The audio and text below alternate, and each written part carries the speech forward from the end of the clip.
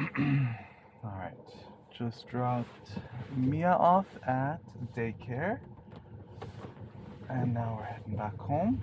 See if we can, in the rain, get it to work in a parking lot. I have gotten it to work here before. Let's see how it does. The wheel is there. Take this off for now. Let's see how it does. It's probably not very good. Yeah, it doesn't know what to do, so I'm just gonna take over. Not designed for that yet, so that's okay. But here, I haven't done this one in a while, this unprotected left turn. I like that it, here it does hug the left a little bit. See how it does, it's clear to go, and it's going. Very good.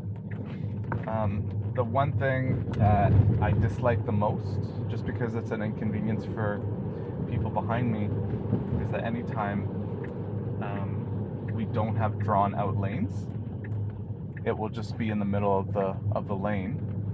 And so if we're going straight and someone's turning to the right, we're blocking their ability to do that. So I dislike that.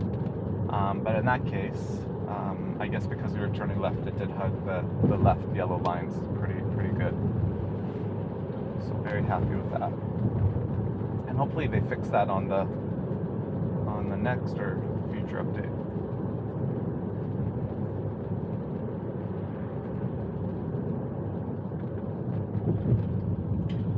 It's a different route than I took yesterday to get back home.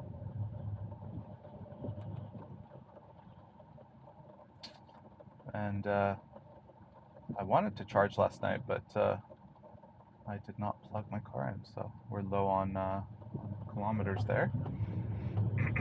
So I'll do that today. And I'll connect the video on the way to daycare. And so I'll just comment on what happened earlier. On the way to daycare, I didn't disengage, even though I really could have. Because I've seen it be able to do that successfully. So it's not a disengagement or an intervention, but it is not an ideal thing to go right into a merge lane when you were already in the correct left lane. So that's what you saw earlier. I'm not a big fan of that, and I have had to take over before during those moments because it obviously puts us in,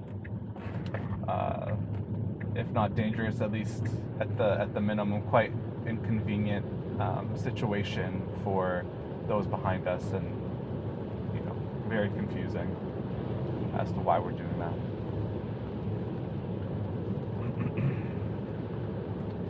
So this connects to that path that if you saw yesterday's video, we went through. Except now it's raining. Good. It's planning very well.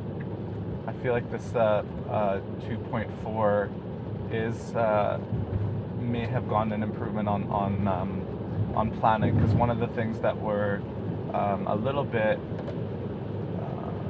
annoying, as I mentioned in the video yesterday, is that it'll wait too long to get into the no, I didn't mention this yesterday, but I've definitely thought about it many times, is it'll take too long to get into the lane that it will need in order to make a particular turn. In this case, you can see on the map that it's going to have to take a right turn relatively soon. And as a driver, I can make that call quite last minute, but as an FSD system, it's not at this point going to know what the traffic's going to look like and be able to kind of wedge itself in between two cars. So I'd rather it just get in the right lane earlier for safety, for convenience, so it doesn't have to kind of make a last minute call at the end. And often miss it, just because it's not an easy thing to just kind of butt yourself in. But it's doing really well in this weather, so I'm very impressed, which then confuses me as to why. Look at that. It slowed down. Very good, actually. That person did come at us a bit fast. So it did abruptly brake. I would have preferred a softer brake, but it might have had to do that there. But what I was saying is there that what was I saying? I'm not sure anymore. That's okay. It'll come to me. So school zones, it doesn't reduce the speed. That might be a future update to know to go kind of in Canada. It's I believe in all of Canada it's under 30 or max 30 kilometers. So that's about 20 miles. And as you can see, we're still at max 65, which is what I set it at earlier. Which is cool. It's overtaking this car, I believe, because this car in front of us is not going very fast, and yeah, it got us up to 65 and then some.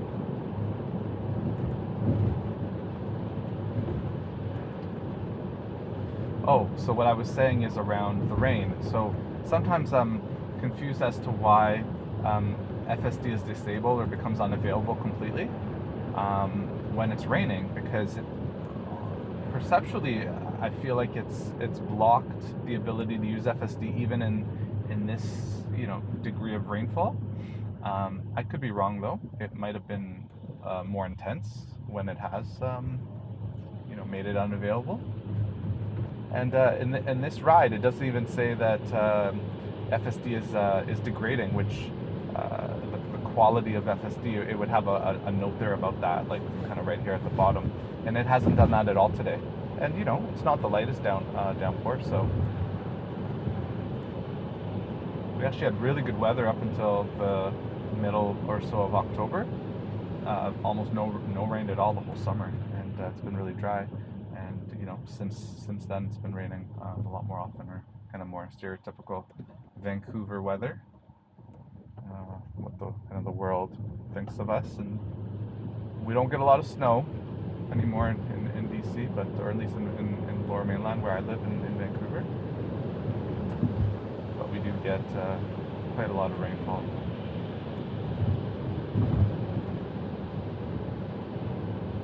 Which always has its trade-offs. Like positive, you don't have to water your lawn as much or at all in the fall or and winter. And downsides are obvious. Alright, so this part, again, I'm not a fan, so it's going to turn left here onto Schoolhouse, but it's not signaling, even now. I would have signaled way earlier. Yeah, so it signals really about 2-3 seconds before it needs to make the turn, which is not ideal. Okay, so we're almost home, so I'm going to turn off the video and the FSD. Thanks everyone, hope you have a great day.